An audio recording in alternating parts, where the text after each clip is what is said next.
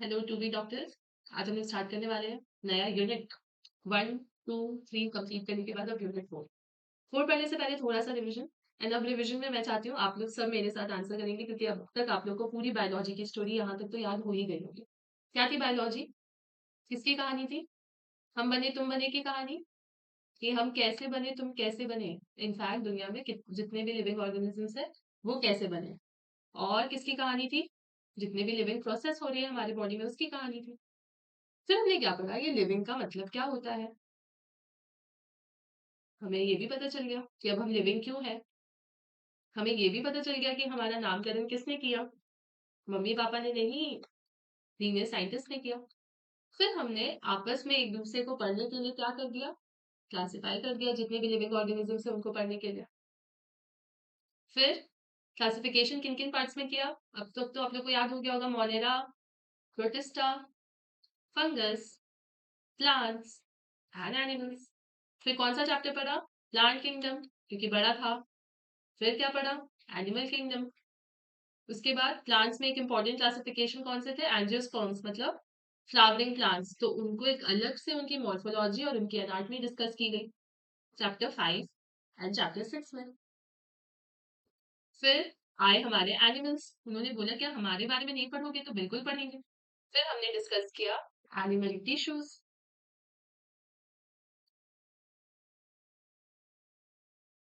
जब इतना पढ़ लिया तो ये लिविंग ऑर्गेनिजम्स बने किसके थे? सेल्स के। फिर हमने इन सेल्स के बारे में पढ़ाई की। अंदर हमारे इतने सारे केमिकल रिएक्शंस हो रहे हैं, हम किन केमिकल्स के बने हैं? That is chapter 9। और क्या ये सेल आपस में डिवाइड कर रहे हैं या वही सेल जो है वो बड़ा होकर के बूढ़ा हो रहा है? नहीं, सारे सेल्स क्या हो रहे हैं? डिवाइड कर रहे हैं। तो फिर हमने cell cycle and cell division के बारे में पढ़ा। अब इतना कुछ हमने पढ़ा और हमने चैप्टर 2 में एक चीज देखा था कि जो क्लासिफिकेशन दिया गया था वो मोड ऑफ न्यूट्रिशन के बेसिस पे दिया गया था। मतलब, और यहाँ पे मोड ऑफ न्यूट्रिशन में एक इम्पोर्टेंट पॉइंट हम लोगों ने देखा कि प्लांट ही है जो अपना खाना बना सकता है। तो ये प्लांट अपना खाना कैसे बना रहा है? तो बचपन से हम लोग पढ़ते आ रहे हैं कि लाइट के प्रेजेंस में प्लांट जो खाना बनाते हैं उसको फोटोसिंथेसिस बोलते हैं, लेकिन हम लोग को बस इतना ही पता है। आज हम लोग उसकी डिटेल में स्टडी करने वाले हैं। उसके अलावा प्लांट्स ने खाना बना तो लिया, उस खाने से हम लोग एनर्जी कैसे निकाल रहे हैं वो हम लोग नेक्स्ट चैप्टर में पढ़ेंगे, डेट इज रेस्पिरेशन। अब प्लांट ने खाना भी बना लिया, प्लांट ने उस खाने से एनर्जी भी बना ली, तो प्लांट ग्रो भी तो करना चाहिए। तो फिर हम लोग पढ़ेंगे प्लांट ग्रोथ एंड डेवलपमेंट कैसे होता है। ठीक है, तो बच्चों मेरे साथ साथ आप मार्क करोगे कि कौन से चैप्टर से कितने पीवाईक्यूज आने वाले हैं। तो सबसे पहला चैप्टर जो फोटोसिंथेसिस, खाना आखिर प्लांट कैसे बना रहा है, उससे आएंगे टोटल आपको 4 से 5 प्रीवियस ईयर क्वेश्चन। फिर आएगा रेस्पिरेशन इन प्लांट्स बच्चों, जिससे आपको आएंगे 3 से 4 प्रीवियस ईयर क्वेश्चन। और प्लांट ग्रोथ एंड डेवलपमेंट से आएंगे 3 से 4 प्रीवियस ईयर क्वेश्चन। ठीक है, ये आपको फर्स्ट डे से क्लियर होना चाहिए। मतलब टोटल कितने हो गए? 4 3 7 3 11 4 जा 42, 5 4 9 4 13 52, मतलब 44 टू 52 मार्क्स आ सकते हैं आपके इस पूरे यूनिट से। फटाफट स्टार्ट करते हैं फिर। फोटोसिंथेसिस होता क्या है? मुझे पता है आप सब बच्चों को पता है। फोटोसिंथेसिस कुछ नहीं, लाइट के प्रेजेंस में खाना बनाना, मतलब एक फिजिको केमिकल प्रोसेस है जिसमें ग्रीन प्लांट्स, ये वर्ड याद रखना, ग्रीन प्लांट्स लाइट एनर्जी को यूज करके ऑर्गेनिक कंपाउंड्स मतलब फूड बना रही है। तो अगर इसको सिंपल भाषा में लिखें तो प्लांट्स लाइट एनर्जी के प्रेजेंस में फूड बना रही है, उसको हम लोगों ने क्या बोल दिया? फोटोसिंथेसिस। और फोटोसिंथेसिस इंपॉर्टेंट क्यों है बच्चों? क्योंकि प्राइमरी सोर्स अर्थ में खाने का क्या है? प्लांट्स है। प्लांट्स खुद का खाना खुद बना रहा है और प्लांट्स दूसरों को भी खाना दे रहा है। तो मेन सोर्स क्या हो गया? प्राइमरी सोर्स क्या हो गया? प्लांट्स। तो प्लांट्स क्या कैसे खाना बना रहे हैं? फोटोसिंथेसिस करके। तो यही primary source of all food on the earth हो गया। उसके अलावा ये जब फोटोसिंथेसिस होता है तो खाने के साथ साथ वो क्या देता है? वो ऑक्सीजन भी देता है, वो बेस्ट फ्रेंड है। तो वो रिलीज करेगा ऑक्सीजन इनटू द एटमॉस्फेयर। हम लोग तो बाहर खराब गैस दे रहे हैं, उसको अच्छा कौन कर रहा है? प्लांट्स, O2 दे करके। ठीक है, अब अभी तक हम लोगों को क्या क्या पता है बच्चों? बचपन से अभी तक हम लोगों ने जो थोड़ा थोड़ा पढ़ा साइंस में, क्या पढ़ा कि प्लांट्स कैसे फोटोसिंथेसिस करते हैं, फोटोसिंथेसिस में क्या क्या चाहिए होता है। हमें इतना पता है कि क्लोरोफिल नाम की पिगमेंट होती है, ग्रीन कलर जो प्लांट्स के होते हैं, वहाँ पे ये प्रेज़ेंट होती है, इसके हेल्प से वो फोटोसिंथेसिस करता है, ये बात सही है। हमने ये भी पढ़ा कि फोटोसिंथेसिस के लिए लाइट भी चाहिए होता है, ये भी बात सही है, क्लोरोफिल भी चाहिए, लाइट भी चाहिए। और हमने ये भी पढ़ा कि CO2 भी चाहिए क्योंकि प्लांट सिर्फ CO2 लेगा तभी तो ऑक्सीजन निकालेगा फोटोसिंथेसिस के टाइम पे। हाँ, ये भी बात ठीक है। अब इस चीज़ को फोटोसिंथेसिस का कॉन्सेप्ट उस टाइम इतना मतलब अच्छा था कि प्लांट्स खाना बना रहे, हमें दे रहे हैं, तो उसके बारे में डिफरेंट डिफरेंट साइंटिस्ट ने डिफरेंट डिफरेंट तरीके से स्टडी की। उसमें जो सबसे पहले थे, उन्होंने क्या किया, एक लीफ को पार्शियली कवर कर दिया ब्लैक पेपर से और दूसरे पार्ट को रहने दिया। तो उन्होंने देखा दूसरा पार्ट जो और उसको लाइट से एक्सपोज कर दिया और ये पार्ट तो ढका का ढका ही रह गया। तो उन्होंने देखा कि यहाँ पे लाइट आ रही है, तो यहाँ पे फोटोसिंथेसिस हो रहा है। लेकिन यहाँ पे लाइट नहीं आ रही है, तो यहाँ पे फोटोसिंथेसिस नहीं हो रहा है। मतलब जो हम लोगों को बचपन से पता था लाइट का इम्पोर्टेंस ये सही है फोटोसिंथेसिस के लिए, ठीक है? उसके बाद फिर एक और चीज़ इम्पोर्टेंट थी कि सिर्फ green parts of the leaves में ही फोटोसिंथेसिस देखने को मिला। कोई और पार्ट ऑफ द लीव जो कि ग्रीन के अलावा कोई पार्ट में नहीं देखने को मिला। जो वुड जो है जो स्टेम ब्राउन कलर की होती है उसमें तो फोटोसिंथेसिस नहीं हुआ, वो भी तो एक्सपोज़र में थे लाइट के। लेकिन ग्रीन पार्ट्स में ही हुआ। तो यहाँ पे क्लोरोफिल पिगमेंट का इंपॉर्टेंस समझ आया क्योंकि ग्रीन पार्ट में क्लोरोफिल पिगमेंट प्रेजेंट होते हैं इसलिए वहां पे फोटोसिंथेसिस हो रही है। उसके बाद एक और, अब CO2 का इंपॉर्टेंस किसी ने अभी तक नहीं बताया, तो फिर एक और साइंटिस्ट है, उन्होंने क्या किया, एक पार्ट ऑफ लीफ को इंक्लोज कर दिया टेस्ट ट्यूब में और उस टेस्ट ट्यूब में डाल दिया KOH। ये KOH क्या करता है बच्चों, CO2 को अब्सॉर्ब कर लेता है। तो आधा पार्ट जो लीफ का था वो इसके अंदर डाल दिया। तो इस KOH ने क्या किया, CO2 अब्सॉर्ब कर लिया और आधा पार्ट को उन्होंने एयर के एक्सपोजर में रख दिया, यहाँ तो उसको CO2 मिल रहा है। तो अब क्या होगा, ये पार्ट जिसमें CO2 अब्सॉर्ब हो गया, वहां पे फोटोसिंथेसिस नहीं हुआ, वहां पे स्टार्च का फॉर्मेशन नहीं हुआ, वहां पे फूड नहीं बना। लेकिन जो पार्ट तुम्हारे एयर के एक्सपोजर में थी, जहां CO2 आ रहा था, जहां लाइट आ रहा था, वहां पे फोटोसिंथेसिस देखने को मिला। तो ये इससे हम लोगों को CO2 का भी इंपॉर्टेंस पता चल गया। मतलब बचपन से हम जो पढ़ते आ रहे हैं क्लोरोफिल, लाइट और CO2 के बारे में, वो सही है, वो सारे एक्सपेरिमेंट से प्रूव हो गए। अभी यहाँ पे शांति नहीं मिली साइंटिस्ट को क्योंकि फोटोसिंथेसिस इतना बड़ा प्रोसेस है, प्राइमरी सोर्स है फूड का। तो हम लोगों ने और भी साइंटिस्ट हैं, और भी डिफरेंट डिफरेंट एक्सपेरिमेंट्स हुए डिफरेंट डिफरेंट चीज को पता करने के लिए। तो सबसे पहले प्रिस्ले साइंटिस्ट है, प्रिस्ले साइंटिस्ट याद है, जो प्रिस्ले साइंटिस्ट ने ऑक्सीजन भी डिस्कवर किया था। तो वही यहाँ पे है। उन्होंने क्या देखा कि एक जाली, उसमें एक माउस को रखा और एक कैंडल को रखा। अब थोड़ी देर बाद क्या हुआ कि ये इसको इनक्लोज कर दिया, लाइट नहीं आ रही, एयर नहीं आ रहा, तो अल्टीमेटली क्या हो गया, माउस भी सफोकेट करके मर गया और ये जो कैंडल थी वो भी बुझ गई। क्यों? क्योंकि इन्होंने सारा एयर अपने अंदर ले लिया, बाहर तो ये कुछ दे ही नहीं रहे हैं। लेकिन जब इसी में हम लोगों ने मिंट प्लांट को रखा इसी जार के अंदर, तो ये अगर एयर ले भी रहा है, ये भी अगर एयर ले रहा है, तो ये अपना एयर बाहर दे भी रहा है, मतलब ये एयर को रिस्टोर कर देगा। तो अल्टीमेटली ये दोनों क्या हुए, ये दिया जलते रहे, कैंडल जलते रहे, प्लांट्स जो है वो जिंदा रहा। तो इससे क्या पता चला कि प्लांट्स रिस्टोर कर रहे एयर को, what ever burning candle and breathing animals हुए। तो इससे ये भी पता चला कि प्लांट्स जो है वो बाहर अच्छा एयर दैट इज ऑक्सीजन दे रहे हैं। ठीक है, तो हम लोगों ने पिगमेंट्स, लाइट और CO2 का इंपॉर्टेंस और प्लांट्स जो एयर रिस्टोर कर रहे हैं उसके बारे में पढ़ लिया। अभी भी शांति नहीं मिलेगा। जैन इगलहॉस है, उन्होंने देखा अब ये जो एयर बाहर निकाल है कैसे पता चला कि फ्रेश एयर है। तो उन्होंने एक्वाटिक प्लांट को ब्राइट सनलाइट में रखा, तो प्लांट में देखा कि छोटे छोटे बबल्स आने लग गए। वो बबल्स और कुछ नहीं बच्चों, वो ऑक्सीजन थे।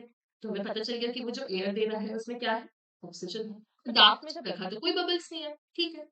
फिर एक आए जूलियस वॉन सैक्स साइंटिस्ट, उन्होंने क्या किया, ग्रीन पार्ट ऑफ प्लांट में देखा कि ग्लूकोज बन रहा है और ग्लूकोज ही स्टार्च के फॉर्म में स्टोर हो रहा है। अब ग्रीन पार्ट में ऐसा क्या है, तो ग्रीन पार्ट में क्लोरोफिल है, वो क्लोरोफिल कहाँ प्रेजेंट है, स्पेशल बॉडीज क्लोरोप्लास्ट। क्लोरोप्लास्ट किसको याद है, क्लोरोप्लास्ट का स्ट्रक्चर हम लोगों ने पढ़ा था चैप्टर 8 में, बहुत अच्छे से पढ़ा था। क्या पढ़ा था कि क्लोरोप्लास्ट के अंदर थाइलेकॉइड ये ग्राना के फॉर्म में प्रेजेंट होता है, फिर एक दूसरे से अटैच्ड होता है स्ट्रोमा लैमेली से। साथ ही साथ चैप्टर खोलेंगे और रिवाइज करेंगे, जो भी चैप्टर इंटरलिंक्ड होता है बच्चों उसको साथ-साथ रिवाइज करना होता है। वहीं वहाँ पे हम लोगों ने पढ़ा था ना कि ये जो क्लोरोप्लास्ट है, इसी के पास ये पिगमेंट है क्लोरोफिल, यही लाइट को ट्रैप करके फोटोसिंथेसिस कर रहा है। हम लोगों ने सब चीज़ पढ़ा, लेकिन क्यों हो रहा है, क्यों? वो सब आगे आएगा, ठीक है?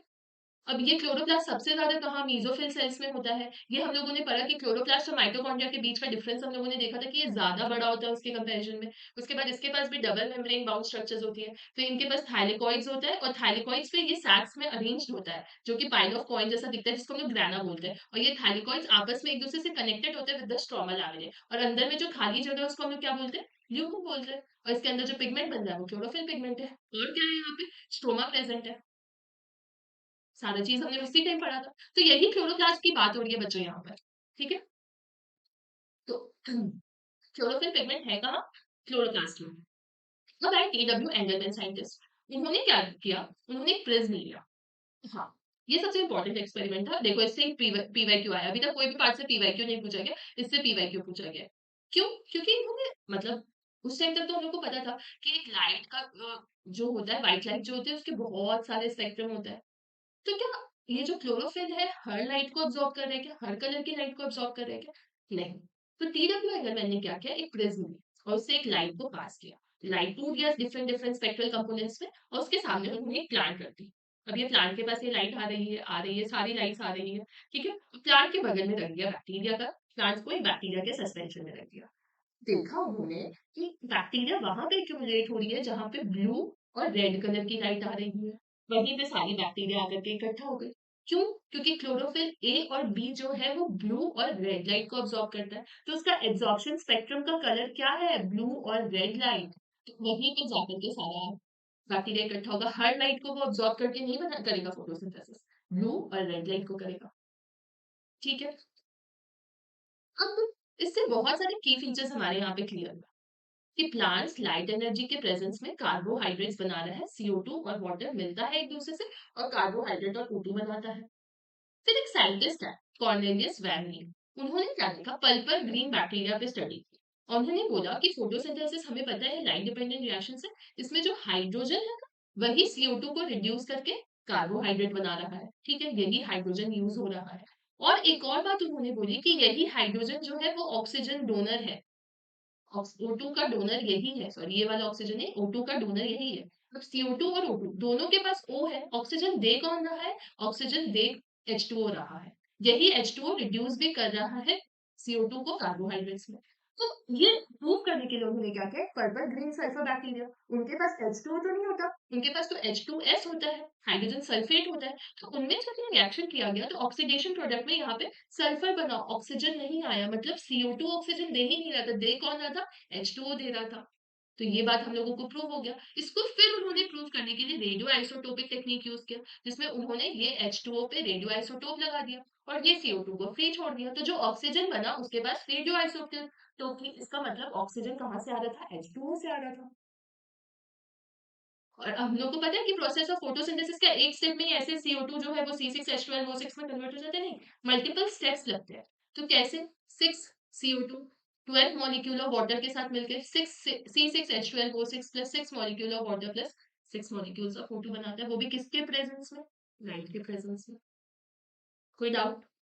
अब इतना दूर तक हम लोगों को एनसीईआरटी से पढ़ना है। तो सबसे पहले हम लोगों ने ये टिक कर लिया। अब फोटोसिंथेसिस मैंने जो-जो तुम लोगों को बोला है, तुम वो हिंदी में सुन लो तुम्हें और फिर ये चैप्टर रीड कर लेना, सब कुछ समझ आ जाएगा। इससे कितने पीवाईक्यूज़ आ रहे हैं बच्चों? 4 से 5। इस पूरे पी इसमें वही लिखा है कि जितने भी एनिमल्स हैं सब प्लांट्स पे डिपेंड कर रहे हैं। लेकिन ये ग्रीन प्लांट्स कैसे फूड बना रहा है ये तो कोई बताओ? तो ये ग्रीन प्लांट्स फोटोसिंथेसिस कर रहा है जो कि एक फिजिको-केमिकल प्रोसेस है, जिसमें वो लाइट एनर्जी को यूज़ करके फूड का प्रोडक्शन कर रहा है। उसके अलावा अभी तक हम लोगों को क्या पता है? अभी तक हम लोगों को तो बस एक पिगमेंट, एक लाइट और CO2 का इम्पोर्टेंस पता है। तो इसको प्रूव कैसे किया हम लोगों ने? डिफरेंट डिफरेंट तरीके से।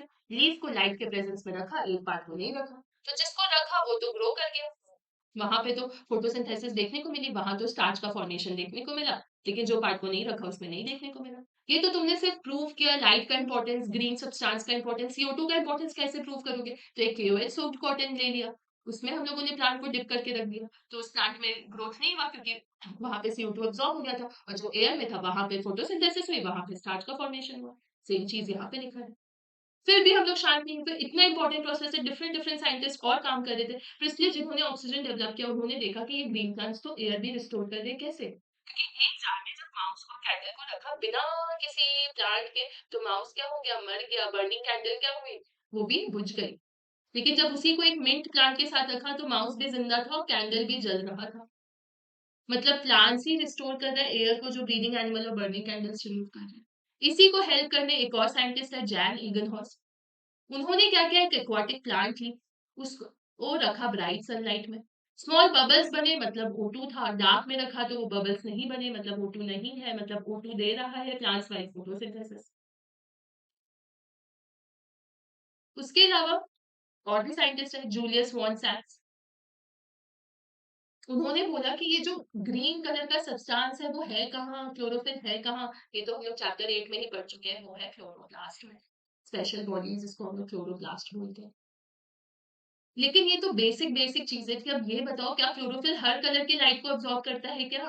नहीं। फिर टीडब्ल्यू एंगलमैन आए, उन्होंने एक ग्रीन algae क्लैड्रोफोरा प्लांट को रखा बैक्टीरियल सस्पेंशन में और एक प्रिज्म से उसमें लाइट भेजा।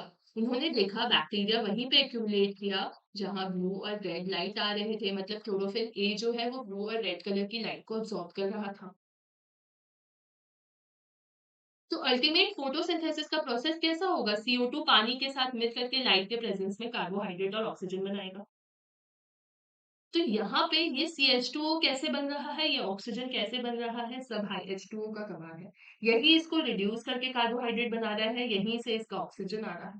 इसको कैसे प्रूव किया गया? तो एक साइंटिस्ट है जिनका नाम था कॉर्नेलियस वॉर्निंग। उन्होंने सल्फर बैक्टीरिया ली, green sulphur, purple sulphur bacteria. वो H2O ने H2S के प्रेजेंस में जब रिएक्शंस को किया तो यहाँ ऑक्सीजन ना बन के सल्फर बना। मतलब ऑक्सीजन कहाँ से आ रहा है? H2O से आ रहा है। इनकी बात को किसी ने नहीं माना तो इन्होंने रेडियो आइसोटोप टेक्निक का इस्तेमाल किया और उससे अपनी सारी चीजों को प्रूव किया। तो अल्टीमेट तुम्हारा फोटोसिंथेसिस का रिएक्शन में क्या बना? मेन प्रोडक्ट तो ग्लूकोज ही होती है। तो 6 molecule of CO2 12 molecule of H2O के साथ मिल करके C6H12O6 plus 6H2O plus 6O2 का फॉर्मेशन। आई होप अभी तक आप लोग को समझ आ गया होगा फोटोसिंथेसिस क्या है। अब तो हम लोग आते ही फोटोसिंथेसिस हो कहाँ रहा है। ठीक है, हम लोगों ने क्लोरोप्लास्ट बोल दिया। अब फोटो प्रोसेस कैसे हो रही है वो अच्छे से डिटेल में समझना है। ठीक है, ग्रीन लीफ में हो रही है। ग्रीन लीफ में भी स्पेसिफिक बोल दो क्लोरोप्लास्ट में हो रही है। क्लोरोप्लास्ट में भी स्पेसिफिक बोल दो, सबसे ज्यादा क्लोरोप्लास्ट तो मीजोफिल सेल्स में है तो वहां पे हो रही है। लेकिन क्या और कोई ग्रीन पार्ट ऑफ प्लांट में नहीं हो रही? बिल्कुल हो रही है, बस ग्रीन कलर का होना चाहिए, वहां तो फोटोसिंथेसिस होने लगेगा। अब स्ट्रक्चर ऑफ क्लोरोप्लास्ट, ये तो अब तुम लोगों के लिए बच्चे का खेल है क्योंकि हम लोगों ने पहले ही पढ़ रखा है कि थाइलेकोइड्स मेम्ब्रेन स्टैक्स मिलकर के ग्राना बनाते हैं। ग्राना ये एक दूसरे से कनेक्टेड किसके थ्रू होता है? स्ट्रोमा लैमेले। और यहाँ पे क्या है? Matrix stroma. अब दो रिएक्शंस होंगे। क्या तुम्हारा फूड डायरेक्ट बन जाएगा कि थोड़ा दो प्रोसेस लगेगी? हमने पढ़ा मल्टी स्टेप प्रोसेस है। तो फूड कैसे बन रहा है बच्चों? पहले क्या होगा? जो प्लांट का पार्ट है उन्होंने लाइट एनर्जी को ट्रैक किया और एनर्जी एटीपी और NADPH बनाया।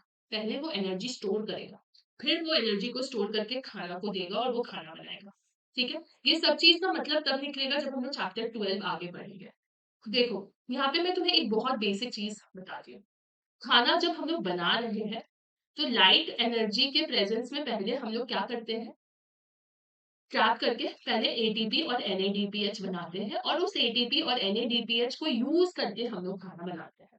ठीक है, अब ये खाना के पास ये एनर्जी रहेगा, मतलब जब ये खाना को हम लोग तोड़ेंगे तो वो हम लोगों को क्या देगा? एनर्जी देगा। तो इसका जब रिवर्स प्रोसेस होगा बट वहां पे लाइट का कोई लेना देना नहीं है तो उसको हम लोग बोलेंगे रेस्पिरेशन।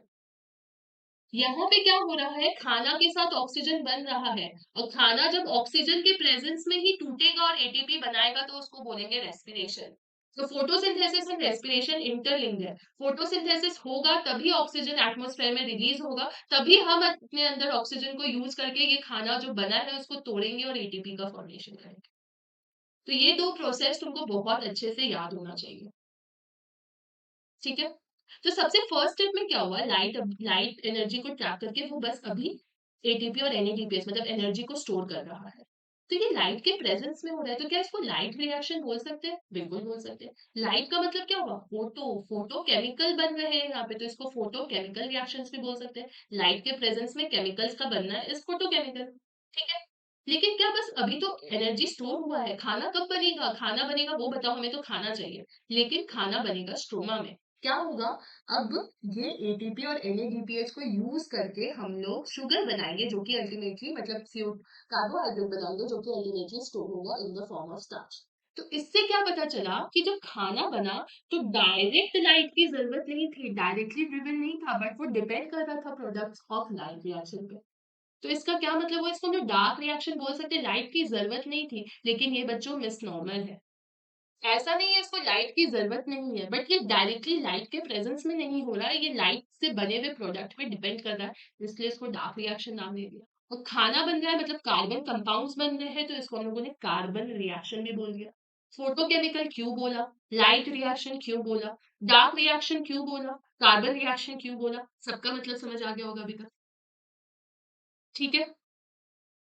अब ये स्ट्रक्चर सबको पता है कि just like mitochondria outer membrane inner membrane, grana connected with stroma lamellae बाहर साइड मैट्रिक्स स्ट्रोमा, इनके पास भी राइबोसोम्स थे just like that of mitochondria. और खाना किसके प्रेजेंस में, स्टार्च के फॉर्म में स्टोर करेंगे, और क्या होगा इनके पास, लिपिड ड्रॉपलेट्स भी होगा।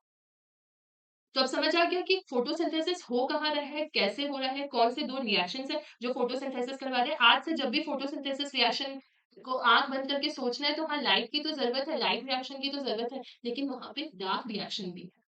लेकिन वो डार्क रिएक्शन डार्क में नहीं हो रहा है, जस्ट वो डायरेक्टली लाइट के प्रेजेंस में नहीं हो रहा है, इसलिए उसको नाम डार्क दिया गया है। अब इतने सारे पिगमेंट्स, क्या प्लांट में सिर्फ क्लोरोफिल ही पिगमेंट है? नहीं। कितने सारे टाइप के पिगमेंट है जो कि फोटोसिंथेसिस है, डिफरेंट टाइप्स ऑफ पिगमेंट है। क्लोरोफिल में भी वैरायटीज है, क्लोरोफिल ए है, क्लोरोफिल बी है, ज़ैंथोफिल्स है, कैरोटीनॉइड्स है। अब तुम प्लांट जब भी तुम हरा पत्ता देखते हो, क्या सबका जो कंसिस्टेंसी होता है ग्रीन का सेम होता है? कुछ लाइट ग्रीन होते हैं, कुछ येलोइश ग्रीन होता है। तो सब में डिफरेंट डिफरेंट पिगमेंट्स होते हैं बच्चों। जो तुमको एकदम bright green blue greenish type का नजर आता है, वो क्लोरोफिल ए है, जो कि चीफ पिगमेंट है। वही ज्यादा फोटोसिंथेसिस करता है, मेन पिगमेंट यही होता है। क्लोरोफिल बी हल्का सा येलोइश ग्रीन टाइप का होता है, और जो येलो कलर के होते हैं वो ज़ैंथोफिल्स होते हैं, और carotenoids yellow to yellow orange होता है। कैरोटीनॉइड्स तो वायलेट और ब्लू कलर के लाइट को अब्सॉर्ब करता है। इतने सारे पिगमेंट है, मेन फोटोसिंथेसिस इसको चीफ पिगमेंट बोला, क्या रीजन था? चीफ पिगमेंट बोलने के पीछे कोई कारण तो होना चाहिए। तो बिल्कुल कारण है, जो कि हम लोग इस वाले डायग्राम, अगेन एनसीईआरटी का one of the very important diagram, जिससे प्रीवियस ईयर क्वेश्चन भी आया। अब तुम देखो, हर कलर हर पिगमेंट के एब्जॉर्प्शन स्पेक्ट्रम को देखो, और क्लोरोफिल ए को सबसे ज्यादा स्टडी करना है। सबसे पहले क्लोरोफिल ए ब्लू वाला है बच्चों, देखो ब्लू वाला गया यहाँ पर, और ऐसे ऐसे गया, और ऐसे आ गया, ठीक है, ये ब्लू वाला, ये क्लोरोफिल ए का था। जब क्लोरोफिल बी की बात हुई, तो क्लोरोफिल बी को देखो बच्चों कैसे जा रहा है, ऐसे गया और यहाँ पे आ गया। फिर कैरोटीनॉइड को देखो बच्चों, ये ऐसे ऐसे ऐसे एब्जॉर्प्शन स्पेक्ट्रम है। लेकिन तुम रेट ऑफ फोटोसिंथेसिस को एक बार स्टडी करो। फोटोसिंथेसिस कब ज्यादा हो रही है? 400 नैनो, अच्छा यहाँ पे फोटोसिंथेसिस ज्यादा हो रही है। और कहाँ ज्यादा हो रही है? अच्छा, यहाँ पे ज्यादा हो रही है। अब फिर तुम क्लोरोफिल ए के एब्जॉर्प्शन स्पेक्ट्रम को देखो, अच्छा ये भी तो 400 से 700 nanometre of wavelength of light को ही अब्सॉर्ब कर रहा है। इसका मतलब क्लोरोफिल ही मेन पिगमेंट है जो फोटोसिंथेसिस करवा रहा है, कि उसकी उसका एब्जॉर्प्शन स्पेक्ट्रम और जो रेट ऑफ फोटोसिंथेसिस है वो एक दूसरे से क्या कर रहा है, कोलाइड कर रहा है। तो ये वही ग्राफ है बच्चा, जो कि एब्जॉर्प्शन स्पेक्ट्रम दिखा रहा है ए बी एन कैरोटीनॉइड्स का। दूसरा वाला दिखा रहा है एक्शन स्पेक्ट्रम ऑफ फोटोसिंथेसिस, और तीसरा वाला दिखा रहा है action spectrum of photosynthesis super imposed on absorption spectrum of chlorophyll. तो इससे अब हम लोग को पता चल गया, सिर्फ अब मन घड़त कहानी नहीं है कि क्लोरोफिल ए इंपॉर्टेंट है। क्लोरोफिल ए इंपॉर्टेंट क्यों है, उसके पीछे का हम लोगों को रीजन भी पता चल गया। मोस्ट ऑफ द फोटोसिंथेसिस कहाँ हो रही है, ये तो हम लोगों ने पहले ही देख लिया, ब्लू और रेड रीजन में हो रही है। क्लोरोफिल ही मेजर पिगमेंट है। लेकिन ये क्लोरोफिल बी ज़ैंथोफिल कैरोटीनॉइड ये क्या कर रहा है? क्या ये क्लोरोफिल से जल रहा है ए से, कि तुम ही सारा काम कर रहे हो, तुम ही लाइट को अब्सॉर्ब कर रहे हो, तुम ही फोटोसिंथेसिस कर रहे हो? नहीं। प्लांट्स अच्छे थे, याद रखो, उनमें ये सारी नेगेटिव फीलिंग नहीं होती। वो एसेसरी पिगमेंट्स होते हैं, वो क्या करते हैं, वो भी लाइट को अब्सॉर्ब करते हैं, और वो जो लाइट को अब्सॉर्ब करके जो एनर्जी प्रोड्यूस कर रहे हैं उसको ट्रांसफर कर देते हैं क्लोरोफिल ए में। इनफैक्ट वो क्लोरोफिल ए को बचा करके भी रखते हैं फ्रॉम फोटो ऑक्सीडेशन। तो जो एसेसरी पिगमेंट्स है वो एवे ही बस प्रेजेंट नहीं है, दे आर वेरी हेल्पफुल। अब इतना दूर हम लोग एक बार एनसीईआरटी से रीड कर लेते हैं। कुछ नहीं, कहाँ फोटोसिंथेसिस रटा गया होगा, क्लोरोफिल पिगमेंट कहाँ पे होता है, क्लोरोप्लास्ट में होता है। क्लोरोप्लास्ट सबसे ज्यादा कहाँ होता है, मेसोफिल्स में होता है। क्लोरोप्लास्ट का कोई स्ट्रक्चर बता दो तो नींद में भी याद आ जाना चाहिए। एक membranes system, ग्राना, stroma lamellae, matrix stroma, वहां पे हो रहा है। कितने रिएक्शंस होते हैं, दो रिएक्शंस होते हैं, एक लाइट रिएक्शंस होता है, डार्क रिएक्शंस होता है। लाइट रिएक्शंस कहाँ पे हो रहा है, उसको क्या बोलते हैं, फोटोकेमिकल रिएक्शंस बोलते हैं। क्यों? लाइट के प्रेजेंस में केमिकल बन रहा है, अभी बस एटीपी एनएडीपीएच बना है, खाना नहीं बना। खाना कब बनेगा, एटीपी एनएडीपीएच को यूज करके बनेगा, जिसको डार्क रिएक्शन या फिर कार्बन रिएक्शन बोलेंगे, क्योंकि कार्बन कंपाउंड बन रहा है। कितने टाइप के पिगमेंट होते हैं फोटोसिंथेसिस में? बहुत सारे टाइप के पिगमेंट होते हैं। क्या हर पिगमेंट फोटोसिंथेसिस करता है? नहीं, क्लोरोफिल ए ही करता है, क्योंकि उसका एब्जॉर्प्शन स्पेक्ट्रम और रेट ऑफ फोटोसिंथेसिस कोलाइड कर रहा है। तो क्या जो अदर पिगमेंट्स है वो एवं ही प्रेजेंट है? नहीं, अदर पिगमेंट्स जो है वो हेल्प कर रहे हैं क्लोरोफिल ए को टू, और अपनी एनर्जी को ट्रांसफर कर रहे हैं और उसको प्रोटेक्शन प्रोवाइड करने का काम कर रहे हैं। तो ये कौन कौन सा कलर है वो हम लोग याद रख सकते हैं। एब्जॉर्प्शन स्पेक्ट्रम तो हम लोग को पता है ब्लू और रेड रीजन का होता है, और इनका मेजर पिगमेंट है रिस्पॉन्सिबल फॉर ट्रैपिंग लाइट, लेकिन अदर पिगमेंट भी क्या कर रहे हैं? लाइट को एब्जॉर्ब कर रहे हैं, एनर्जी को ट्रांसफर कर रहे हैं। अब क्वेश्चन क्या राइज होता है कि लाइट रिएक्शन क्या है, लाइट कैसे एटीपी और एनएडीपीएस बन रहा है। अब हमारे दिमाग में तो सिर्फ क्वेश्चन ही आते हैं बायो पढ़ते वक्त, और हम लोग उस क्वेश्चन का आंसर करते रहते हैं।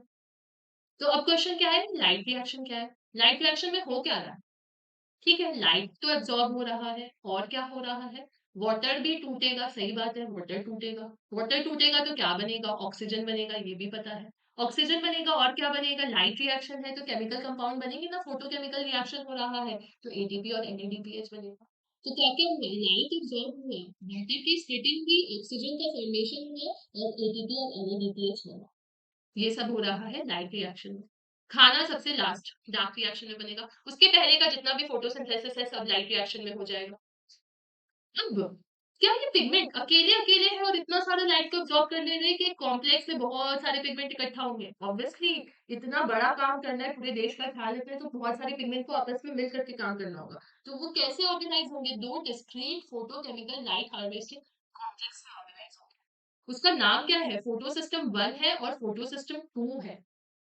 अब ये डिस्कवरी जैसे उसके नाम पर है, जैसे फर्स्ट वाले की डिस्कवरी पहले हुई, सेकंड वाले की बाद में। ऐसा नहीं कि ये पहले PS1 काम करेगा पहले PS2, ऐसा नहीं है। पहले डिस्कवरी PS1 की हुई थी। अब क्या ये कॉम्प्लेक्स में एक दो दोस्ती पिगमेंट मिलकर के काम चल रहा है? नहीं, made up of hundred of pigments bound to proteins. इनके पास सारे पिगमेंट्स है, बस एक मॉलिक्यूल क्लोरोफिल ए का नहीं है। यही मेन एंटीना बना रहे हैं, यही different different wavelength of light को अब्सॉर्ब कर रहे हैं। एब्जॉर्प्शन का भी एक सेंटर होगा जहां सारा लाइट आएगा, उसको बोलेंगे रिएक्शन सेंटर, जहां पे क्लोरोफिल ए प्रेजेंट होगा। मतलब ये पिगमेंट मॉलिक्यूल बहुत सारे मिल करके एक लाइट हार्वेस्टिंग कॉम्प्लेक्स तो बना रहे, लेकिन इसके एक सेंटर में क्लोरोफिल ए होगा जो कि लाइट का एब्जॉर्प्शन का काम करेगा, क्योंकि हमें पता है मेन जो फोटोसिंथेसिस के लिए लाइट एब्जॉर्ब करता है कौन है? क्लोरोफिल ए, लेकिन वो दोस्ती सबसे रखता है। तो सारे मॉलिक्यूल्स हैं लेकिन बीच में वो अकेला रहेगा लाइट को एब्जॉर्ब करके खाना बनाने के लिए। तो वो उसका रिएक्शन सेंटर है क्लोरोफिल ए। तो PS1 का एब्जॉर्प्शन पीक क्या है? 700 नैनोमीटर। और PS2 का क्या है? 680 नैनोमीटर। 1 है, 1 का ज्यादा रहेगा। पहले आया तो बोलेगा मैं ज्यादा एब्जॉर्प्शन स्पेक्ट्रम ऑफ लाइट को अब्सॉर्ब करूंगा, और 2 बाद में आया तो वो बोलेगा ठीक है भैया, तुम रख लो 700 वाला, मैं 680 को अब्सॉर्ब करके खुश हूँ। ये है लाइट हार्वेस्टिंग कॉम्प्लेक्स, दिखा? फोटोन लाइट आ रहा है, एक रिएक्शन सेंटर होगा, बहुत सारे पिगमेंट मॉलिक्यूल्स होंगे, लाइट आएगा, वाटर टूटेगा, इलेक्ट्रॉन्स रिलीज होगा, वो अपने इलेक्ट्रॉन एक्सेप्टर पास जाएगा। ये अभी हम लोग इलेक्ट्रॉन ट्रांसपोर्ट चेन में पढ़ेंगे। बच्चों, इलेक्ट्रॉन ट्रांसपोर्ट चेन का थ्योरी वाला पार्ट मैंने यहाँ पे इसलिए नहीं लिखा क्योंकि तुम ध्यान से सुनना, तुमको ये डायग्राम देख करके सब कुछ याद हो जाएगा, और जितनी बार पढ़ो ये डायग्राम बस तुम्हारे दिमाग में आएगा, तुम्हारा सारा आंसर क्लियर हो जाएगा। और थ्योरेटिकल एज सच कोई इसमें ऐसा लाइन नहीं था जो ज्यादा इंपॉर्टेंट था, ये डायग्राम तुमको याद रखना ज्यादा इंपॉर्टेंट है। होता क्या है, ध्यान से सुनना। पहले PS2 काम करेगा, फिर PS1 काम करेगा, ये याद रखो। ठीक है, 1 पहले आया था लेकिन काम बाद में कर रहा है, पहला बात। लाइट दोनों के हार्वेस्टिंग कॉम्प्लेक्स पे जाएगा, 2 के भी और 1 के भी। ठीक है, अब करो। PS2 कितने लाइट को अब्सॉर्ब करेगा? बाद में आया, वो बोलेगा ठीक है मैं 680 नैनोमीटर के लाइट को अब्सॉर्ब किया। अब जैसे ही PS2 लाइट को अब्सॉर्ब किया, PS2 के पास वाटर टूटेगा और इलेक्ट्रॉन्स रिलीज हो जाएगा। अब ये इलेक्ट्रॉन्स क्या होगा? एक्साइट होगा, और वो कहाँ चला जाएगा? इलेक्ट्रॉन एक्सेप्टर के पास। अब इलेक्ट्रॉन एक्सेप्टर बोलेगा चलो चलो तुम इलेक्ट्रॉन हो, तुम इलेक्ट्रॉन ट्रांसपोर्ट सिस्टम में जाओ। लेकिन यहाँ इलेक्ट्रॉन ट्रांसपोर्ट सिस्टम में ये इलेक्ट्रॉन यूज नहीं हो पाएगा, जस्ट वो एडीपी को एटीपी में कन्वर्ट करेगा। कैसे एडीपी में को एटीपी में कन्वर्ट करेगा ये हम लोग देखेंगे, लेकिन तुमको ये याद रखना है कि लाइट रिएक्शन में एटीपी बन रहा है, तो यहाँ पे एटीपी पहला जो मॉलिक्यूल केमिकल इंटरमीडिएट बनना था वो बन गया। क्या क्या चीज हो रहा है लाइट रिएक्शन में? लाइट का एब्जॉर्प्शन, क्या लाइट का एब्जॉर्प्शन हुआ? वाटर की स्प्लिटिंग, क्या वाटर स्प्लिट हुआ? एटीपी का फॉर्मेशन क्या है, एटीपी का फॉर्मेशन हुआ, बचा क्या है, NADPH। अब ये इलेक्ट्रॉन्स यहाँ पे यूज नहीं हुआ है, इसके इलेक्ट्रॉन्स जाएंगे इसके PS1 के लाइट हार्वेस्टिंग कॉम्प्लेक्स के पास, लेकिन इसके पास भी तो लाइट एनर्जी आ रही है, तो ये इलेक्ट्रॉन्स एक्साइट होकर के इसके इलेक्ट्रॉन एक्सेप्टर के पास जाएंगे। अब यहाँ पे जो इलेक्ट्रॉन्स है वो यूज हो जाएंगे NADP प्लस को NADPH में कन्वर्ट करने के लिए। तो यहाँ पे क्या पता चला कि यह तो हम लोग कहा थे NADPH का फॉर्मेशन भी लाइट रिएक्शन में इंपॉर्टेंट था, तो NADP प्लस से NADPH यहाँ पे बन गया। ठीक है, अब देखो बच्चों क्या इसमें Z कलर का कोई शेप बन रहा है क्या, Z, तो इसलिए इसको हम लोगों ने क्या बोल दिया, Z ट्रांसपोर्ट। क्या हुआ यहाँ पे अच्छे से समझेंगे, लाइट आई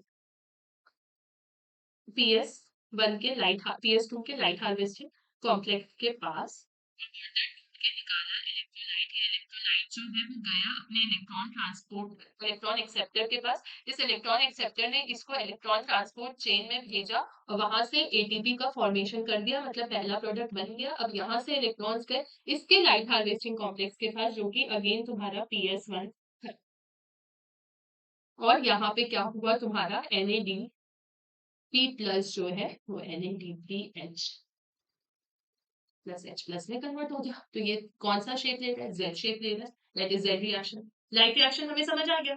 अब यहाँ पे और क्या हो रहा है, स्प्लिटिंग ऑफ वाटर हमने देख ही लिया, PS2 में प्रेजेंट है, ये भी हम लोगों ने देख लिया। PS2 कहाँ पे, मेम्ब्रेन ऑफ थैलेकॉइड में प्रेजेंट है, वो भी इनर साइड में, ये हम लोग देखेंगे।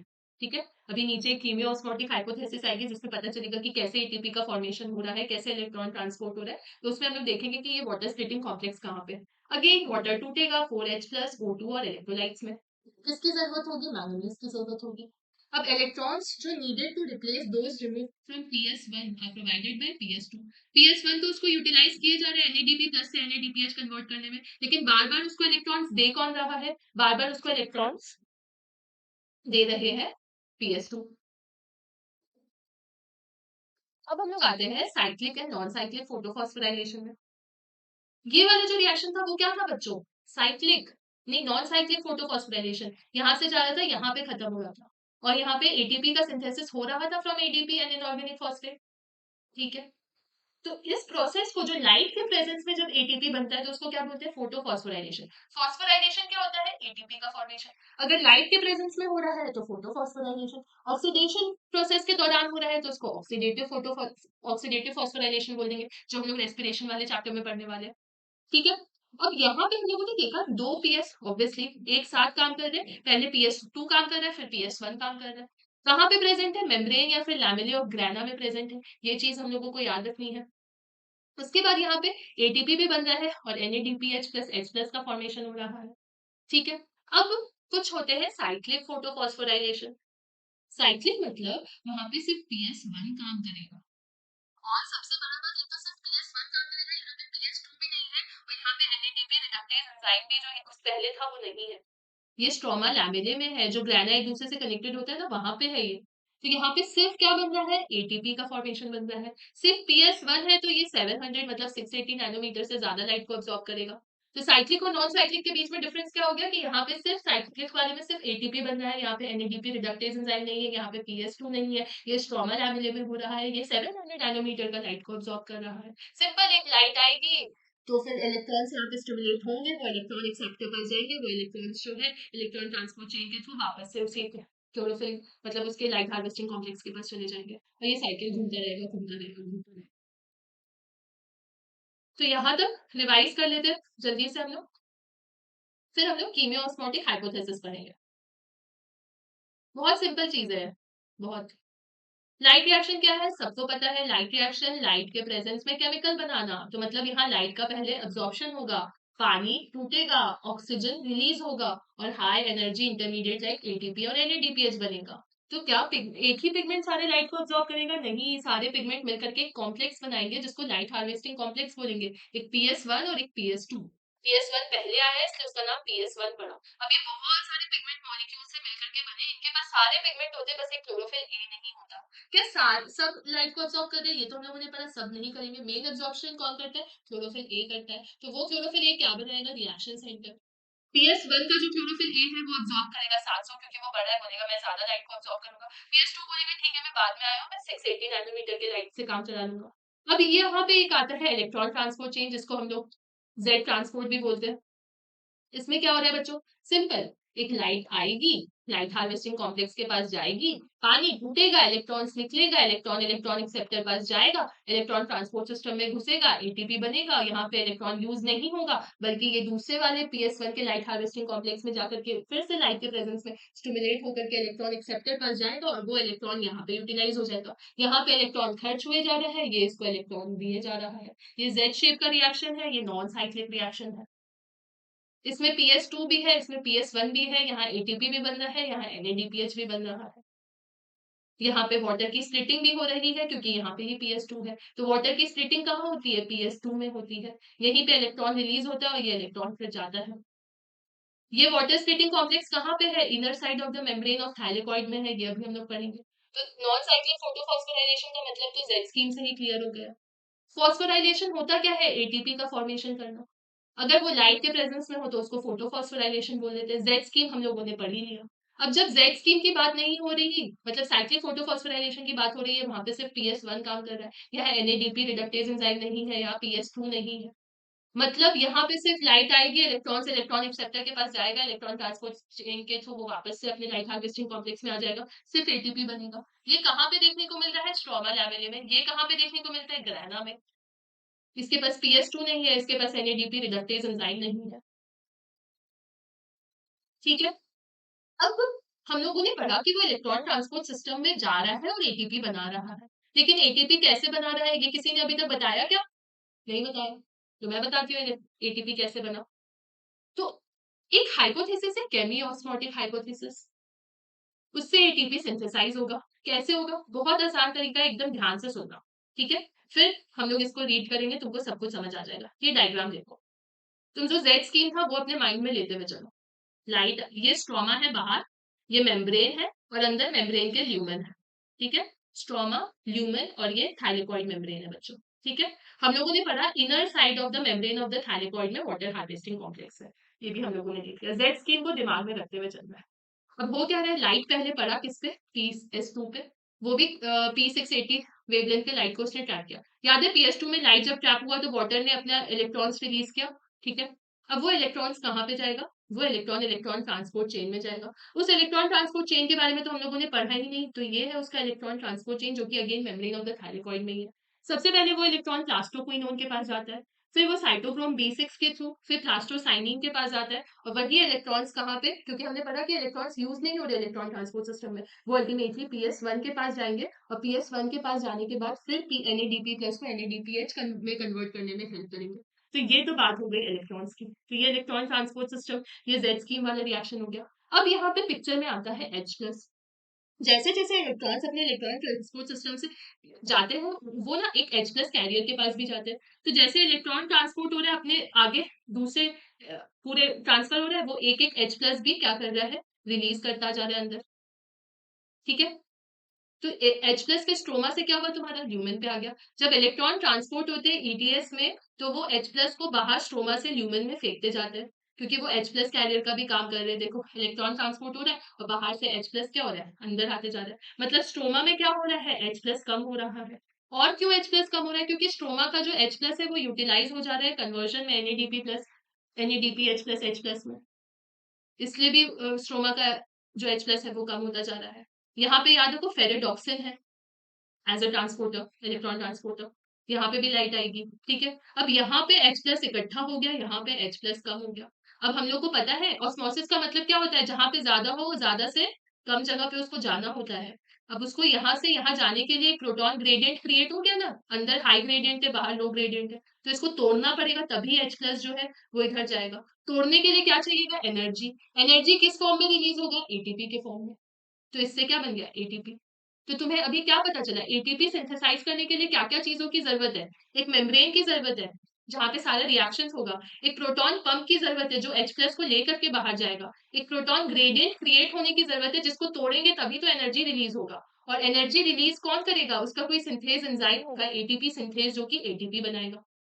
अब ये एटीपी बन कैसे रहा है, ये वाली बात को भी ध्यान से सुनिए, इसको नेक्स्ट चैप्टर में तो इसका इसमें क्या होता है बच्चों, एक तुम ऐसे करके डायग्राम याद रखो, अंदर एफ नॉट होता है, बाहर एफ वन होता है, ठीक है, एफ वन, और अंदर वाले कंपोनेंट को एफ नॉट बोलते हैं। ये एफ नॉट बच्चों तुम्हारा इंटीग्रल मेम्ब्रेन प्रोटीन है, ये पेरिफेरल मेम्ब्रेन प्रोटीन है। यही तुमको H प्लस को बाहर लेकर के जाएगा, और एफ वन जो है वो तुम्हारा एडीपी से एटीपी बनाएगा। सेम चीज देखो, एक एफ नॉट है जो इंटीग्रल है, और बाहर एफ वन है। जैसे ही H प्लस यहाँ पे जाता है, एफ नॉट के थ्रू वो पास कर रहा है, तो एफ वन क्या करता है, एटीपी को एडीपी, एडीपी को एटीपी में कन्वर्ट कर देता है। बहुत सिंपल सा बात है, और यही सारा कुछ यहाँ पे लिखा हुआ है। प्रोटॉन्स कहाँ एक्यूमुलेट हो रहे हैं, inner side of the membrane में, समझ आ गया। Splitting of water H plus कहाँ पे हो रहा है, ल्यूमेन में, ये भी हम लोगों ने देख लिया।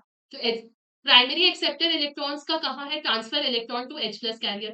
इलेक्ट्रॉन्स जो है वो किसके पास उसको लेकर के जा रहे हैं, H प्लस कैरियर के पास। इसलिए जैसे जैसे इलेक्ट्रॉन ट्रांसपोर्ट होता है, एक H प्लस जो है वो स्ट्रोमा से अंदर की साइड रिलीज होते जाते हैं।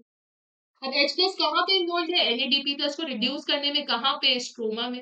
तो H प्लस स्ट्रोमा से क्या हो गया, और कम हो गया।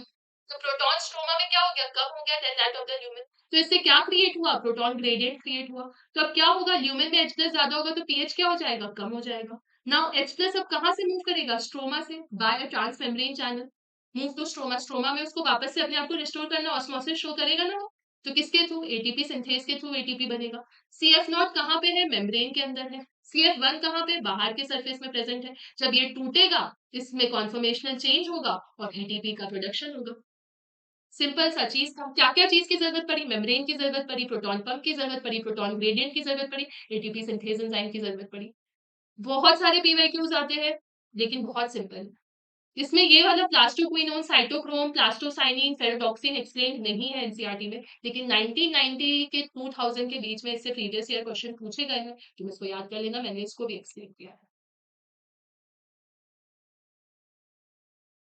अब एटीपी बन गया, अब एटीपी और एनएडीपीएच यूज कहाँ होंगे, खाना बनाने में। लाइट रिएक्शन से क्या क्या मिला तुमको, एटीपी मिला, एनएडीपीएच मिला, वाटर टूट करके क्या बना रहा था, ये तो किसी ने यहाँ पे देखा ही नहीं, ऑक्सीजन बना रहा था। तो एटीपी, एनएडीपीएच और ऑक्सीजन मिल गया। अब हम लोगों को डार्क रिएक्शन करने की जरूरत है, हम लोगों को शुगर सिंथेसाइज करने की जरूरत है। अब शुगर कैसे सिंथेसाइज होगा, बहुत सारा तरीका है। ये हम लोग पहले केमियोस्मोटिक हाइपोथेसिस वहां से रिवाइज कर लेते हैं एनसीईआरटी से, फिर इधर आएंगे। ऑलमोस्ट खत्म ही होने वाला है chapter. Semi osmotic hypothesis, ATP कैसे बन रहा है सबको पता है, प्रोटॉन ग्रेडियंट क्रिएट होता है, वो प्रोटॉन ग्रेडियंट को तोड़ते हैं तो एटीपी बनता है। ये सारी लाइन सब तुम लोगों को समझ आएगी। वाटर मॉलिक्यूल का स्प्लिटिंग कहाँ हो रहा है, इनर मेम्ब्रेन में हो रहा है। क्या निकल रहा है, प्रोटॉन्स निकल रहे हैं। कहाँ पे निकल रहे हैं, ल्यूमेन में निकल रहे हैं, मतलब स्ट्रोमा में क्या हो रहा है, कम हो रहा है। जैसे जैसे इलेक्ट्रॉन अपने इलेक्ट्रॉन कैरियर के पास जाएंगे, साथ ही साथ वो H प्लस को भी बाहर लेके जाएंगे, क्योंकि electron carrier H plus carrier को के पास भी इलेक्ट्रॉन्स को भेजता है। तो वो एक एक प्रोटॉन्स को भी रिमूव करता जाएगा। उसके अलावा क्या हो रहा है, प्रोटॉन अंदर की साइड रिलीज हो रहा है। एनएडीपी रिडक्टेज एंजाइम भी जो स्ट्रोमा में प्रेजेंट है, वो भी H प्लस को यूज कर ले रहा है, वो भी H प्लस को कम कर ले रहा है। तो अल्टीमेटली स्ट्रोमा में कम हो जा रहा है, प्रोटॉन्स यहाँ पे ज्यादा हो जा रहा है, मतलब प्रोटॉन ग्रेडियंट क्रिएट हो रहा है। इसी प्रोटॉन ग्रेडियंट को जब तोड़ेंगे, तो तोड़ेंगे कैसे, जब प्रोटॉन को अंदर से बाहर लेकर के आएंगे। तो कॉन्फॉर्मेशनल चेंज होगा, CF नॉट CF1 में, और एडीपी किस में कन्वर्ट हो जाएगा, एटीपी में। तो एटीपी का फॉर्मेशन हम लोगों को समझ आ गया। ये पूरा जो मैंने अच्छे से समझाया है, यही चीजें यहाँ पे लिखी है कि एक प्रोटॉन पंप, एक मेम्ब्रेन, एक ग्रेडियंट, एक एटीपी सिंथेस एंजाइम की जरूरत है। ये एटीपी एनएडीपीएच यूज कहाँ होने वाला है, तो डार्क रिएक्शन में यूज होने वाला है। एटीपी एनएडीपीएच और O2 ही इसका लास्ट प्रोडक्ट था लाइट रिएक्शंस का। अब ये कैसे यूज होगा, ये हम लोग पढ़ेंगे। खाना बनाने में यूज होगा। खाना कैसे बनाना है, वो देखते हैं हम लोग। सबसे पहले एक मेल्विन केल्विन साइंटिस्ट है बच्चों, उन्होंने क्या किया, उन्होंने बोला चलो मैं तो एल्गी की फोटोसिंथेसिस स्टडी करूंगा। तो एल्गी के फोटोसिंथेसिस में CO2 सबसे पहले वाटर से अटैच होकर के कार्बोहाइड्रेट बना रहा है। तो ये जो फर्स्ट CO2 फिक्सेशन प्रोडक्ट उनमें हो रहा है, वो 3 कार्बन का कंपाउंड था जिसका नाम था 3 फॉस्फोग्लिसरिक एसिड। तो केल्विन साइकिल ने बोला मतलब ये C3 पाथवे है, क्योंकि first CO2 fixation product 3 carbon का बन रहा है। लेकिन उन्होंने देखा कुछ ऐसे भी प्लांट्स थे जिसमें फर्स्ट CO2 फिक्सेशन प्रोडक्ट जो है वो C4 कार्बन का था। तो उसको बोल दिया वो तो C4 पाथवे परफॉर्म कर रहा है। तो मतलब प्लांट्स दो टाइप से कर सकते हैं फोटोसिंथेसिस, एक C3 पाथवे के थ्रू, एक C4 पाथवे के थ्रू। अब हम लोग इसको डिटेल में पढ़ते हैं। सबसे पहले प्राइमरी एक्सेप्टर CO2 का कौन है, C3 पाथवे की बात हो रही है, तो RUBP है, दैट इज राइबोलोज बिसफॉस्फेट। अगेन जब बायोमोलिक्यूल्स वाले चैप्टर में मैंने तुमको बायोसेल में पूरे दुनिया में कितने सबसे ज्यादा प्रोटीन कौन सा वो बताया था, तो रुबिस्को एंजाइम के बारे में बताया था, वही रुबिस्को एंजाइम राइबोलोज बिसफॉस्फेट में कार्बोक्सिलेशन एंड ऑक्सीजनेशन रिएक्शन।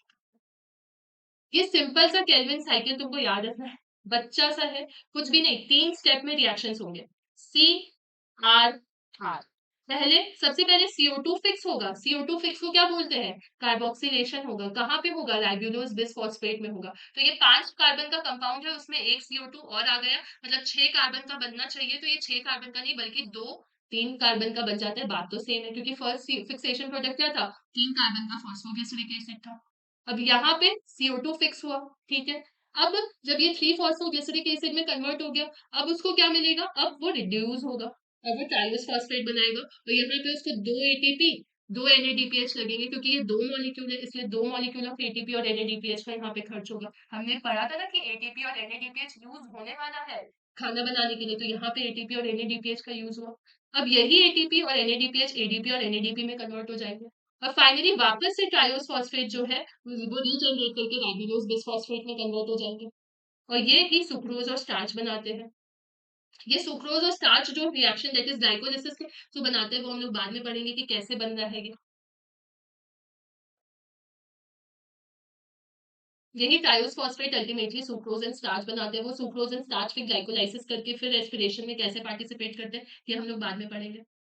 तो क्या 3 स्टेप्स यहाँ पे देखने को मिली बच्चों? एक कार्बोक्सिलेशन देखने को मिला, फिर रिडक्शन हुआ, फिर बस रीजनरेशन हो गया, कुछ नहीं। RUBP से स्टार्ट हुआ, आना RUBP पे ही है, बस बीच में एक फॉस्फो, क्योंकि फर्स्ट फिक्सेशन प्रोडक्ट क्या था? ये था। उसके बाद बस तुमको एक एक्स्ट्रा क्या याद रखना है? ट्रायोस फॉस्फेट अल्टीमेटली बनेगा, तो ये यहाँ पे एक CO2 लगेगा, और ये 2 कंपाउंड है, इसलिए यहाँ पे 2 ATP रिलीज होगा, 2 NADPH खर्चा होगा, और यहाँ पे भी 2 ATP खर्चा होगा। हम लोग अभी सिर्फ खर्च खर्च कर रहे हैं, ATP और NADPH को यूज कर रहे हैं, क्योंकि हम लोगों ने ATP NADPH already enough amount में बना लिया है लाइट रिएक्शन में। सिंपल, बस इतना सा ही था कि सबसे पहले कार्बोक्सिलेशन हुआ, CO2 फिक्स हुआ, यही रुबिस्को एंजाइम के प्रेजेंस में, और 2 मॉलिक्यूल इसका बन गया। फिर रिडक्शन वाले स्टेप में 2 ATP यूटिलाइज हो गया, 2 NADPH यूटिलाइज हो गया। रीजनरेशन में 1 ATP यूटिलाइज हो गया, तो एक CO2 मॉलिक्यूल के लिए 3 ATP और 2 NADPH। अगर एक पूरा ग्लूकोज मॉलिक्यूल तुमको बनाना है, तो क्या हो जाएगा? 6 टर्न, 3 बार तुमको 6 बार ऐसे घूमना पड़ेगा। 6 बार मतलब 6 3 18 ATP लगेगा, 12 NADPH लगेगा, और 6 CO2 लगेगा। 6 बार ऐसे घूमोगे तब जा करके ग्लूकोज बनेगा। लेकिन क्या सिर्फ यही पाथवे है? नहीं, एक C4 पाथवे भी है। कुछ ऐसे प्लांट जो C3 कंपाउंड नहीं बना करके C4 कंपाउंड बनाते हैं। अगेन पहले इसको बेसिक हिंदी में अच्छे से समझते हैं, फिर ऊपर पढ़ेंगे। देखो ये C4 पाथवे में डिफरेंस क्या है बच्चों? इनके पास एक मीजोफिल सेल्स है, इनके पास एक बंडल शीट सेल्स है। किसी को बंडल शीट सेल्स याद है क्या? बंडल शीट सेल्स कहाँ पे पढ़ा था हम लोगों ने? मैं नहीं तो अभी याद दिलाऊंगी, अगर आप लोगों को याद नहीं है तो, क्योंकि मुझे याद है कि हमने पढ़ा था। देखो, डाइकॉट लीफ में बंडल शीट सेल्स होते हैं, वैस्कुलर बंडल्स के अराउंड। ये डायग्राम याद करो बंडल शीट सेल्स का, डाइकॉट लीव्स में ये प्रेजेंट होते हैं। याद आया? तो वही बंडल शीट सेल्स की यहाँ पे बात चल रही है।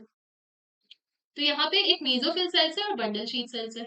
मेसोफिल सेल्स में क्या होगा? C4 पाथ पे, मतलब C4 एसिड का फॉर्मेशन होगा, C4 कार्बन का फॉर्मेशन होगा, ठीक है। और ये अल्टीमेटली बंडल शीट सेल्स में जाएगा, बंडल शीट सेल्स में C3 पाथवे, मतलब C4 pathway is never exclusive. Exclusive सिर्फ C4 पाथवे हो ही नहीं सकता, क्योंकि C4 पाथवे को भी होने के लिए C3 पाथवे से गुजरना पड़ेगा।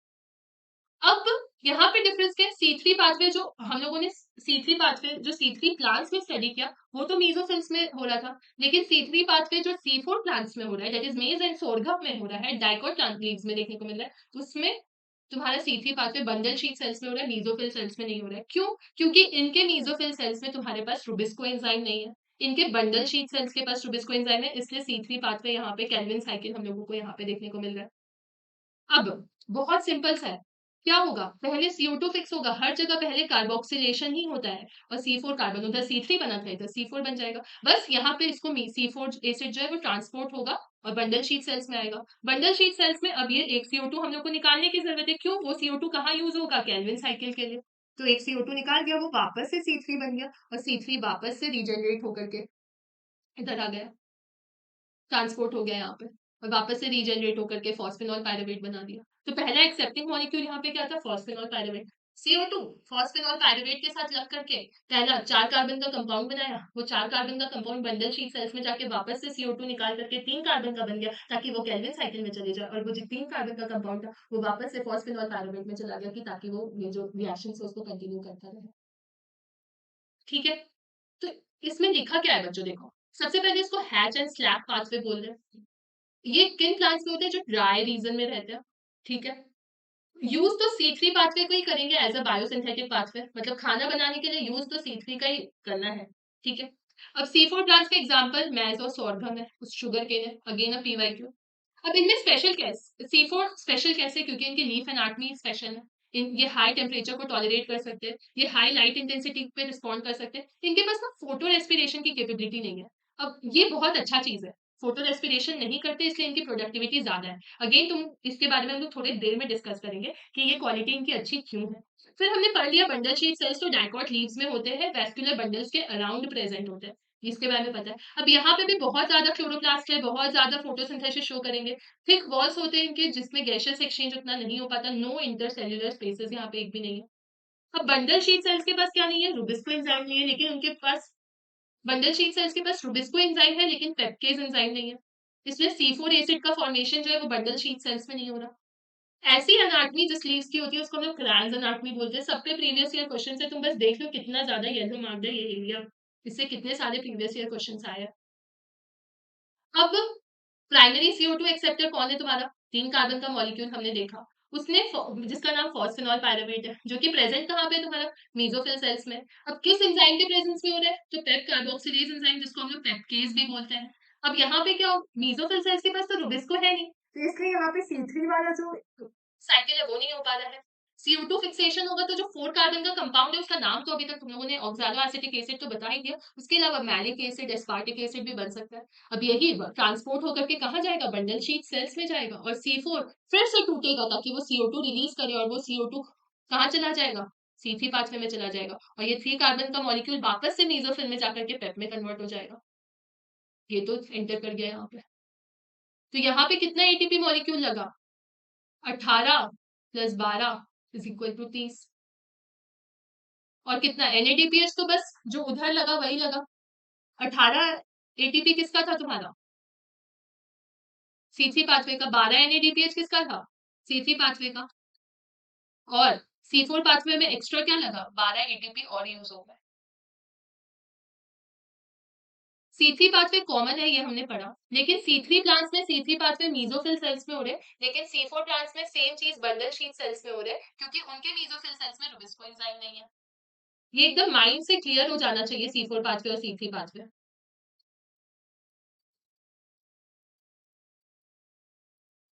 हम्म, हमने क्या पढ़ा कि अब हम लोग को ATP और NADPH को यूज करके खाना बनाना है।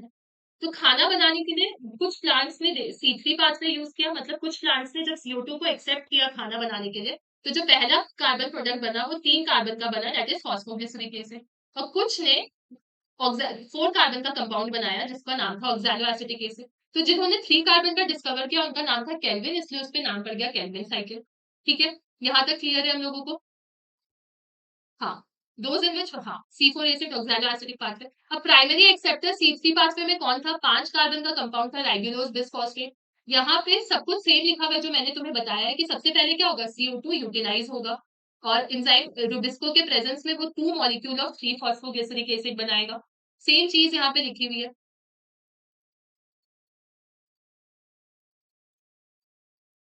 ये राइबोलोज 1,5 बिसफॉस्फेट, एक CO2 फिक्स हुआ, कार्बोक्सिलेशन हुआ, 2 मॉलिक्यूल बन गया इसका।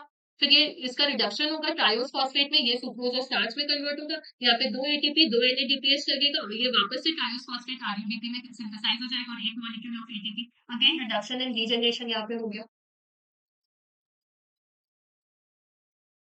तो ये चीज है, तो हमें पता ही है कि 3 मॉलिक्यूल ATP का लग रहा है, 2 NADPH का लग रहा है, ये एक CO2 के फिक्स करने में लग रहा है, तो 6 CO2 में जस्ट इसका 6 से इसको मल्टीप्लाई कर दो, तो 6 CO2 18 ATP 12 NADPH। अब C4 पाथवे में कैसे हो रहा है बच्चों, C4 पाथवे में एक मेसोफिल सेल्स है, एक बंडल शीट सेल्स है। क्योंकि इनके मेसोफिल सेल्स के पास रुबिस्को एंजाइम नहीं है, तो ये क्या करेंगे, पहले C4 पाथवे शो करेंगे जिसमें CO2 का फिक्सेशन होगा फॉस्फेनॉल पाइरुवेट के साथ, वो C4 एसिड बनाएगा जो कि बंडल शीट सेल्स में जाकर के वापस से CO2 रिलीज करके, क्योंकि इनके पास रुबिस्को एंजाइम है, ये C3 पाथवे में चला जाएगा और ये जो C3 एसिड निकला वो वापस से रीजनरेट होकर के फॉस्फेनॉल पाइरुवेट में कन्वर्ट हो जाएगा। अब ये जो फोटो रेस्पिरेशन, ये जो C4 पाथवे है, ये स्पेशल क्यों है? इसके पास स्पेशल लीफ एनाटमी है। ये वैसे प्लांट्स में देखने को मिलता है जो ड्राई ट्रॉपिकल रीजन्स में रहते हैं। ये हाई टेम्परेचर को टॉलरेट कर सकते हैं, ये हाई लाइट इंटेंसिटी को रिस्पॉन्ड कर सकते हैं। इनके पास फोटो रेस्पिरेशन नहीं है। ये फोटो रेस्पिरेशन के बारे में अभी हम लोग पढ़ेंगे। इसके बाद यहाँ पे बंडल शीट सेल्स है, वहां पे क्लैंस एनाटॉमी देखने को मिलती है। इस बंडल शीट सेल्स में बहुत ज्यादा क्लोरोप्लास्ट है। ये सारी बातें हमें पता है। एग्जाम्पल मेजे, सॉर्घम और इसका शुगर केन आता है। ये जो भी चीजें मैंने बोली तुम्हें सब यहीं पे लिखा है कि 3 कार्बन मॉलिक्यूल एक्सेप्ट कर रहा है, जिसको पेप कार्बोक्सिलेज एंजाइम के प्रेजेंस में कर रहा है। मीसोफिल सेल्स के पास रुबिस्को एंजाइम, ये पहला जो 4 कार्बन का compound malic acid, aspartic acid या ऑक्सैलो एसिटिक एसिड बनता है। फिर CO2 इधर रिलीज होता है और बंडल शीट सेल्स में, और अल्टीमेटली केल्विन साइकिल के पास चला जाता है।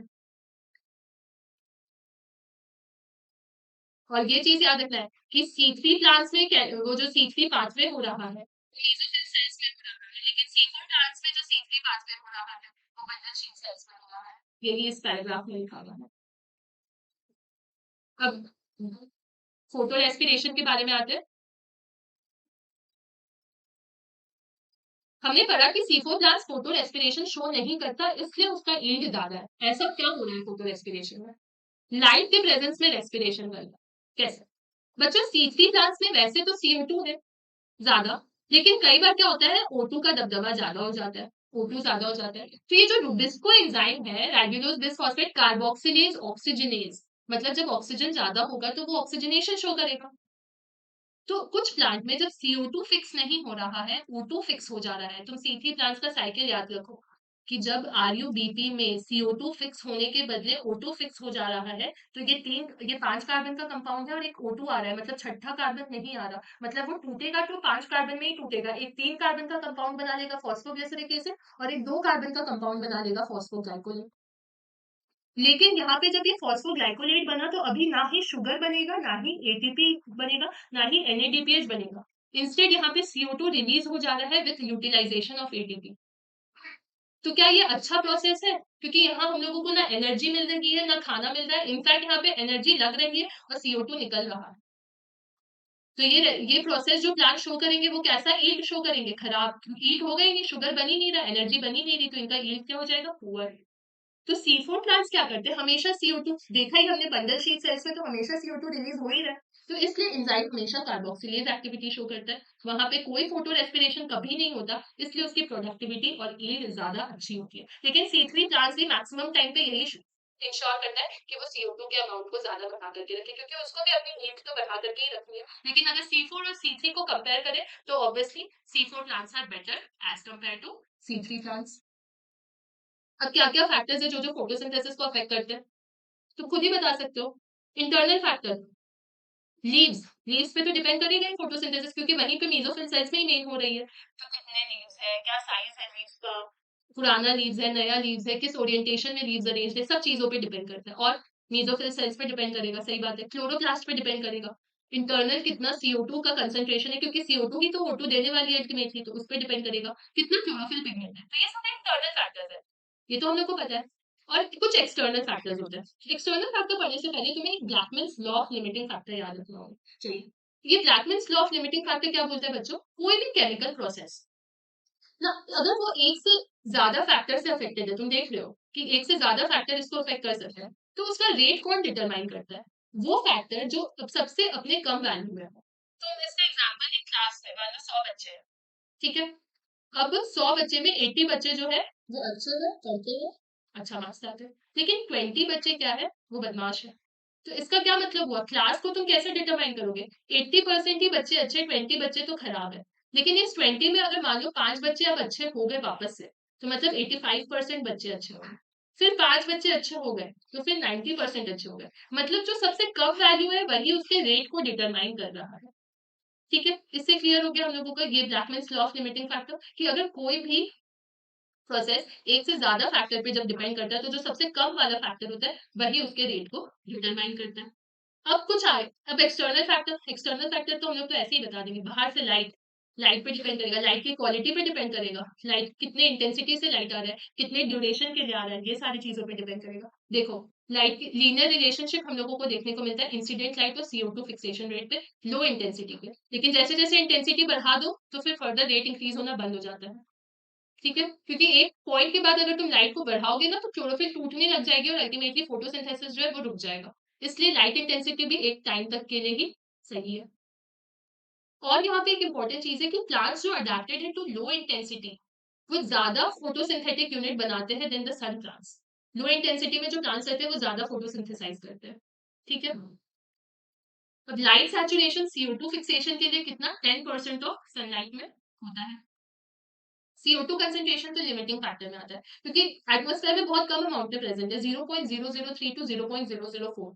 तो अगर ये 0.005 हो गया तो CO2 का फिक्सेशन रेट बढ़ेगा, लेकिन 0.005 से ज्यादा हो गया तब तो ये डैमेज करना स्टार्ट कर देगा। C4 प्लांट्स का सैचुरेशन लेवल क्या है, 360 माइक्रोलीटर्स है और C3 प्लांट्स का ज्यादा है, 450। इसलिए C3 प्लांट्स में इसको हम लोग यूज करते हैं for greenhouse crop such as tomatoes and bell pepper में यूज करते हैं। और ये CO2 रिच एटमॉस्फेयर में ग्रो करता है ताकि उसका हायर, वो फोटो रेस्पिरेशन वाला बात याद है ना कि ये फोटो रेस्पिरेशन ना शो करे, इसलिए ये ज्यादा CO2 को इन्वायरमेंट में ग्रो करना की कोशिश करते हैं। उसके बाद टेम्परेचर, डार्क रिएक्शंस ज्यादा टेम्परेचर सेंसिटिव होते हैं, ये बात याद रखना है। ठीक है, तो C4 प्लस ये तो हमने पहले ही पढ़ा कि हायर टेम्परेचर को रिस्पॉन्ड करते हैं, higher rate of photosynthesis show करते हैं, लेकिन C3 प्लस का जो टेम्परेचर ऑप्टिमम है वो कम है। और ट्रॉपिकल प्लांट्स का भी ज्यादा टेम्परेचर ऑप्टिमम होता है एज कम्पेयर टू प्लांट्स और टेम्परेट कंडीशंस में रहते हैं। पानी भी अफेक्ट करेगा, पानी को तुम एक बार कम करके तो देखो, प्लांट्स अपने आप को खुद अडॉप्ट करना स्टार्ट कर देगा, स्टोमेटा क्लोज कर देगा, CO2 की अवेलेबिलिटी को कम कर देगा, लीव्स भी सिकुड़ जाएंगी, सरफेस एरिया को कम कर देंगी ताकि उनका जो मेटाबॉलिक एक्टिविटी है वो कम हो जाए। तो एक बार इस पार्ट को एनसीईआरटी से देख लेते हैं, कुछ ऐसा खास नहीं है। फोटो रेस्पिरेशन क्या हुआ, जब डुबिस्को एंजाइम के पास ऑक्सीजनेज की भी ऑक्सीजनेशन करने की कैपेबिलिटी थी, तो C3 प्लांट्स जब CO2 फिक्स नहीं करके ऑक्सीजन फिक्स करता है तो वो फॉस्फोग्लाइकोलेट बना लेता है। लेकिन इस टाइम पे ना ही शुगर बनता है, ना ही ATP बनती है, ना ही CO2 रिलीज होता है, इंस्टेड यहाँ ATP का यूटिलाइजेशन हो जाता है। तो ये पाथवे अच्छा नहीं है, सी फूड प्लांट्स इसको शो नहीं करता, इसलिए उसकी प्रोडक्टिविटी भी ज्यादा है और साथ ही साथ वो हाई टेम्परेचर पे टॉलरेट कर रहा है। प्लांट्स किन किन फैक्टर्स पे डिपेंड करता है, फोकस, तो बहुत सारा इंटरनल फैक्टर होगा और एक्सटर्नल फैक्टर होगा। इंटरनल में लीव्स पे के नंबर, साइज, एज, ओरिएंटेशन पे डिपेंड करेगा, मीजोफिल सेल्स पे डिपेंड करेगा, क्लोरोप्लास्ट CO2 के कंसेंट्रेशन पे क्लोरोफिल पे डिपेंड करेगा। एक्सटर्नल फैक्टर्स में भी लाइट आएंगी, टेम्परेचर आएगा, CO2 का कंसेंट्रेशन आएगा, वाटर आएगा। मतलब एक फोटोसिंथेसिस प्रोसेस से मल्टीपल फैक्टर्स है। तो एक ब्लैकमैन्स लॉ आए कि जो फैक्टर सबसे कम होगा वही इसके रेट को डिटरमाइन करेगा। एक फैक्टर लाइट है, लाइट का सब कुछ, क्वालिटी, इंटेंसिटी, ड्यूरेशन। एक टाइम तक जब तुम इंटेंसिटी लाइट को बढ़ाते हो तो फोटोसिंथेसिस बढ़ता है, लेकिन बाद में क्या होता है, सारा क्लोरोफिल अंदर का खत्म हो जाता है और अल्टीमेटली प्लांट का फोटोसिंथेसिस भी करने की कैपेबिलिटी भी खत्म हो जाती है। वैसे ही CO2 कंसेंट्रेशन है वो मेजर लिमिटिंग फैक्टर है, बहुत कम अमाउंट में एटमोस्फेयर में है, एक लेवल तक ही है।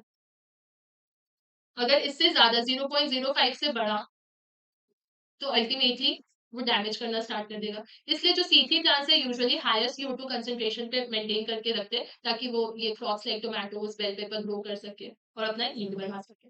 यहाँ पे डार्क रिएक्शंस टेम्परेचर सेंसिटिव होते हैं। C4 प्लांट्स जो है वो हायर टेम्परेचर को रिस्पॉन्ड करते हैं, ट्रॉपिकल प्लांट्स ज्यादा टेम्परेचर ऑप्टिमम पे रिस्पॉन्ड करते हैं। वाटर भी एक one of the important factors होता है जो फोटोसिंथेसिस को अफेक्ट करता है, इसलिए जब भी वाटर स्ट्रेस होता है तो प्लांट्स खुद के अंदर अपना मॉडिफिकेशन कर लेते हैं ताकि फोटोसिंथेसिस जो है वो अफेक्ट ना हो।